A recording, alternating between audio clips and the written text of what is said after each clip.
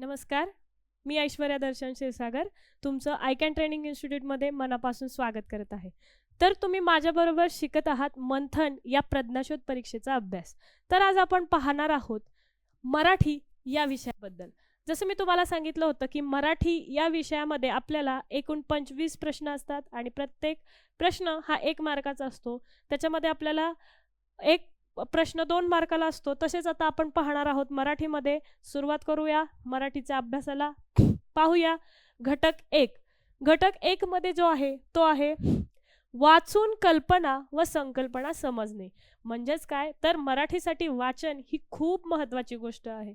जर आपण एकाग्रचित्तेने एखादी गोष्ट वाचली तर ती आपल्या लक्षात राहायला वेळ लागत नाही. त्याच्यावरच आधारित आपले पहिला घटक जो आहे तो आहे उतारा व त्यावर आधारित प्रश्न. म्हणजेच काय, तर आपल्याला एक उतारा दिलेला असतो, त्याच्यावरती म्हणजेच त्याच्यातून शोधून आपल्याला खाली दिलेल्या प्रश्नांची उत्तरे लिहायची असतात.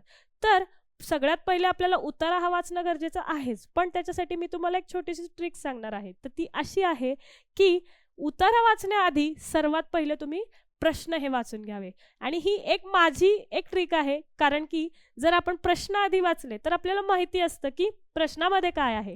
आणि उतारा वाचताना नेहमी आपल्याकडे एखादा पेन किंवा पेन्सिल असणे गरजेचे आहे, कारण की आपल्याला उतारा वाचता वाचता अधोरेखित करणे खूप गरजेचे आहे. तर आपण पाहूया घटक 1 मधला पहिला उतारा व त्यावर आधारित प्रश्न. तर सर्वात पहिले आपण प्रश्न वाचूया. प्रश्न 1 जो आहे तो आहे मंदिराच्या कळसासमोर काय होते. त्याच्यानंतर 2 मुले काय करत होती. 3 वरील उतारासंबंधी किती विधाने बरोबर आहेत. चला आता आपण उतारा वाचूया. नदीच्या काठी दगडी घाट होता. घाटावरून तिचे रुंद पात्र दिसत होते. नदीचे निळेशार पाणी संतपणे वाहत होते. मुले खोल पाण्यात पोहत होती. घाटाला लागून प्राचीन मंदिर होते. मंदिरातील प्रभू रामाची सुबक मूर्ती समईच्या मंद प्रकाशात उजळून निघाली होती. मंदिराचा सोनेरी कळस उन्हात चमकत होता. त्याच्या समोर दीपमाळ होती. परिसरात दाट झाडी होती. प्रसाद म्हणून मुलांना केळी मिळाली. सर्व मुले आनंदाने घरी गेली. आपला पहिला प्रश्न जो होता मंदिराच्या कळसासमोर काय होतं, तर ते आपल्याला इथे मिळालेलं आहे. त्याच्या समोर दीपमाळ होती. म्हणजेच आपलं उत्तर जे आहे ते पर्याय क्रमांक 3 दीपमाळ हे आहे. मुले काय करत होती, तर याचं जे उदाहरण आहे म्हणजेच उत्तर आहे ते आपल्याला या उत्तरातील पहिल्या लाईन ओळीच्या शेवटी मिळालेलं आहे. तर मुले खोल पाण्यात पोहत होती. याच्यामध्ये पर्याय क्रमांक जो 2 आहे पाण्यात पोहत होती हे आपलं उत्तर असणार आहे. वरील उत्तरासंबंधी किती विधाने बरोबर आहेत. प्रसाद म्हणून मुलांना पेढे मिळाले, तर आपण पाहू शकतो प्रसाद म्हणून मुलांना केळी मिळालेली आहेत.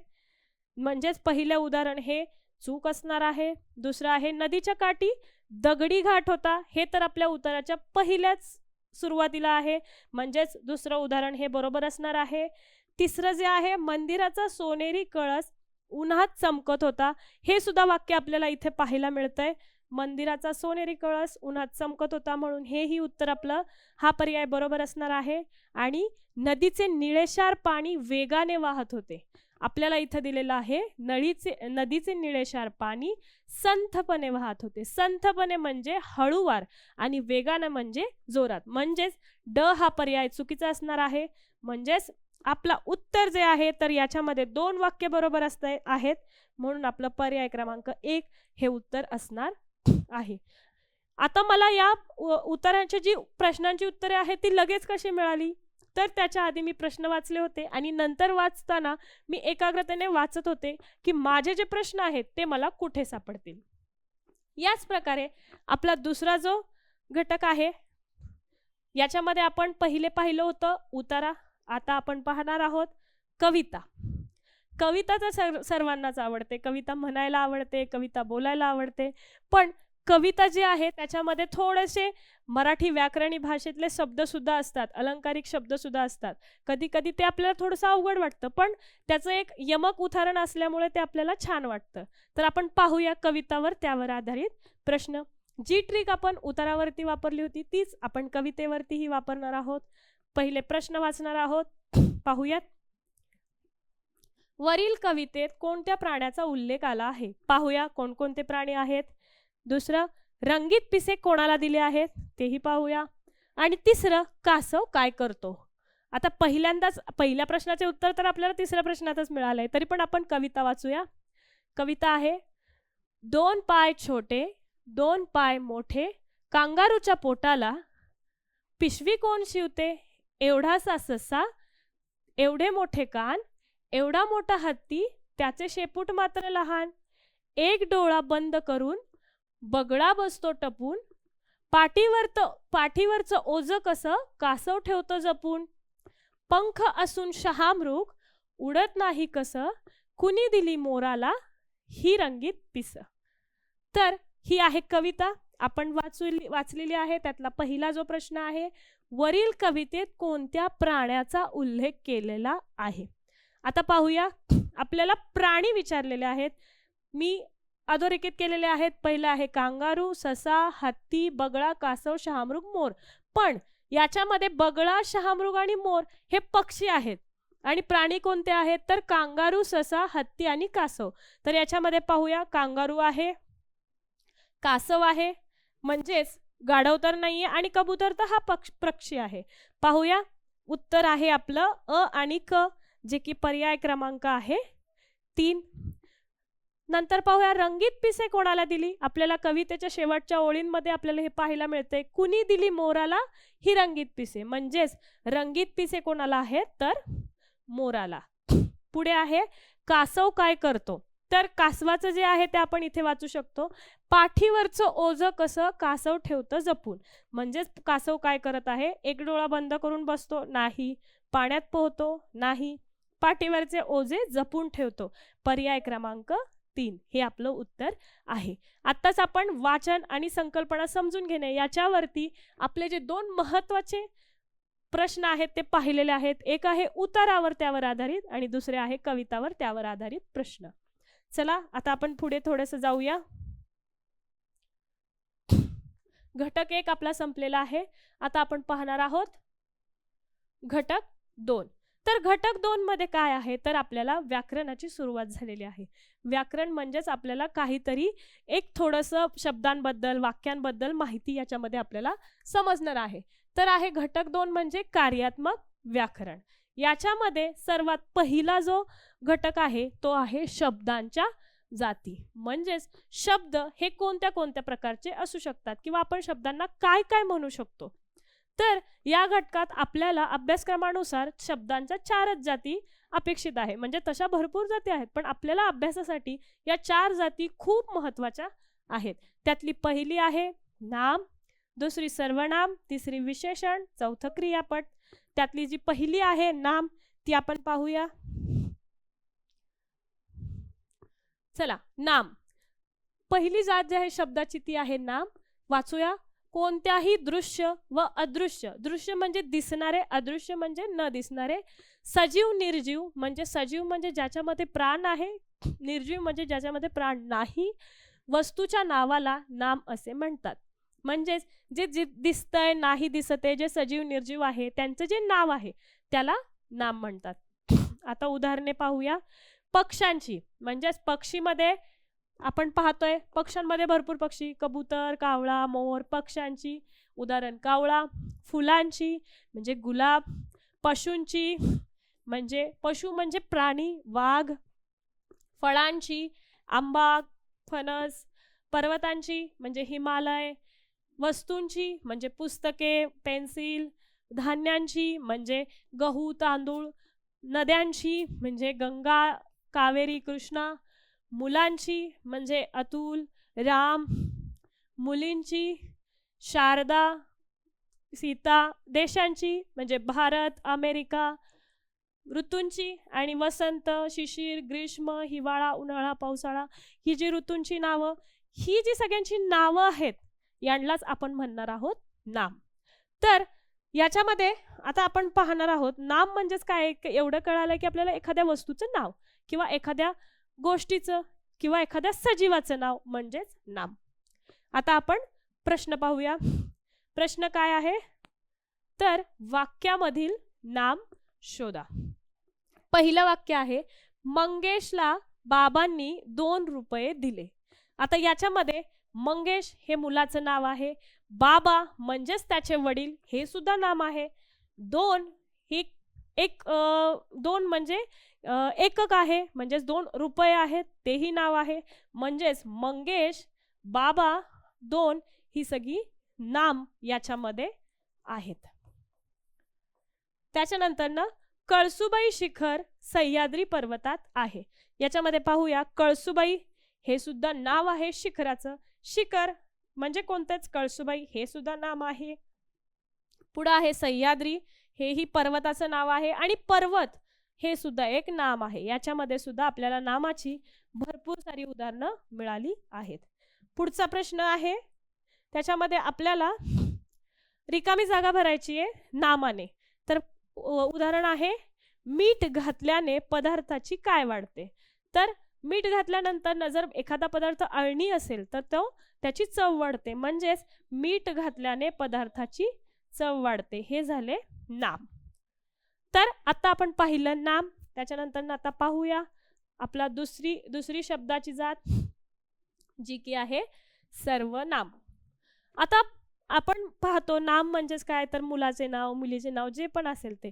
जर आपण म्हणलं की राम हुशार मुलगा आहे, राम खूप कष्टाळू आहे, राम 3री मध्ये शिकत आहे, राम अभ्यास करत आहे, राम इकडे जातो आहे, राम शाळेत जात आहे, तर प्रत्येक वेळी आपण राम राम राम असं वापरू शकत नाही, बरोबर. म्हणजेच काय रामसाठी आपण काहीतरी एक छोटा शब्द वापरतोय.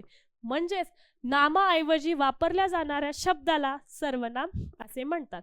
आता सर्वनामामध्ये काय काय आहे, मी, आम्ही, तो, ती, ते, जे, जो, जी, हा, ही, हे किंवा मी, तू, त्या, तुम्ही, आम्ही, आपण, मला, त्यांनी, तुला, काय, कोण, स्वतः ही एवढी सर्वनामं आहेत.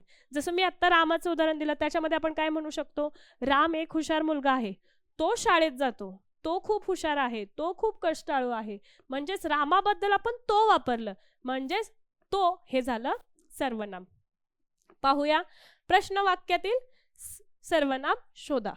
पहिला प्रश्न आहे, पहिलं वाक्य सुंदर बगीचा पाहून माझे मन प्रसन्न झाले. आता आपण म्हणतोय की हे वरती जे दिलेले आहेत त्यातलं तर याच्यामध्ये काहीच नाहीये सर्वनाम, पण सुंदर बगीचा पाहून कोणाचे मन प्रसन्न झाले. ज्यावेळेस वाक्याला आपण कोण विचारतो त्यावेळेस आपल्याला वाक्याचा कर्ताही मिळतो, म्हणजेच कर्ता जो आहे त्याच्याबद्दल वापरलेलं सर्वनाम पण मिळतं. म्हणजेच सुंदर बगीचा पाहून कोणाचे मन प्रसन्न झाले तर माझे, म्हणजेच माझे हे झाले सर्वनाम. पुढे वाघ हा जंगली प्राणी आहे. आता वाघ हे झालं नाम, प्राणी हे झालं नाम, पण काय जंगली प्राणी कोण, वाघ हा, म्हणजेच हा हे झालं सर्वनाम. आता पुढे पाहूया, याच्यामध्ये रिकामी जागा आपल्याला भरायची आहे. राम रिकामी जागा खूप हुशार मुलगा आहे. आपण काय म्हणू शकतो, मुलगा असल्यामुळे राम हा खूप हुशार मुलगा आहे हे झालं सर्वनाम. पुढचं पाहूया, शब्दाची पुढची आपली तिसरी महत्वाची जात आहे विशेषण. तर जसं तुम्हाला आता मी सांगितलं नामाबद्दल एखादा शब्द वापरला तर तो सर्वनाम होतो, पण नामाबद्दल मी सांगत होते की राम हुशार मुलगा आहे, राम कष्टाळू मुलगा आहे, तर राम कसा आहे म्हणजे रामाबद्दल थोडीशी एक विशेष माहिती सांगितली. म्हणजेच नामाबद्दल विशेष माहिती सांगणारा शब्द म्हणजे विशेषण. तर आपण पाहूया तिथे काही थोडीशी विशेषणं दिलेली आहेत.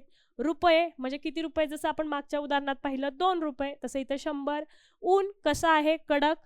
कोल्हा कसा असतो, लबाड. कपाट कसे असू शकते, लाकडी, लोखंडी. दरी खोल असू शकते. रात्र अंधारी असू शकते, काळी. ढग हे जे आहे ते काळे असतात, पांढरे असतात. दिशा दश म्हणजे 10 दिशा आहेत. फुलं सुवासिक असतात, काही नासिक असतात. थंडी कडाक्याची किंवा थोडीशी असते. मुलगा धाकटा मोठा. पडदा जो आहे तो रुपेरी असतो. गाव छोटेसे मोठेसे. आवाज भसाडा छान मधुर. साखर गोड. शेत हिरवे किंवा पिवळे. मळे सुंदर छान. हे झाली विशेषणे. तर आता आपण पाहूया विशेषणांबद्दल उदाहरणे. तर प्रश्न वाक्यातील विशेषण शोधा. तर पहिलं वाक्य आहे ससा पांढरा शुभ्र असतो. म्हणजे ससा कसा असतो, ससाबद्दल थोडीशी माहिती दिली. ससा हा कसा असतो तर पांढरा शुभ्र असतो. म्हणजेच पांढरा शुभ्र हे त्याचं विशेषण आहे. राम हा हुशार मुलगा आहे. राम कसा मुलगा आहे तर राम हुशार मुलगा आहे. याच्यामध्ये राम हे नाम, हा सर्वनाम आणि हुशार जे आहे ते विशेषण आहे. पुढे आपल्याला एक विशेषण टाकायचं आहे, ते पाहूया. समुद्रात कसे पाणी असते. कसे म्हणजेच काय तर समुद्राचे पाणी हे खारट असते, म्हणून आपण खारट हे विशेषण इथे टाकत आहोत. हे झालं विशेषण. आता आपण पाहूया शब्दाची चौथी जात जी आहे क्रियापद. तर आपण पाहिलं नाम पाहिलं, सर्वनाम पाहिलं, विशेषण पाहिलं. राम हा हुशार मुलगा किंवा सीता ही छान मुलगी. पण वाक्य पूर्ण करण्यासाठी काहीतरी एका शब्दाची गरज आहे, त्याशिवाय आपलं वाक्य पूर्ण होत नाहीये.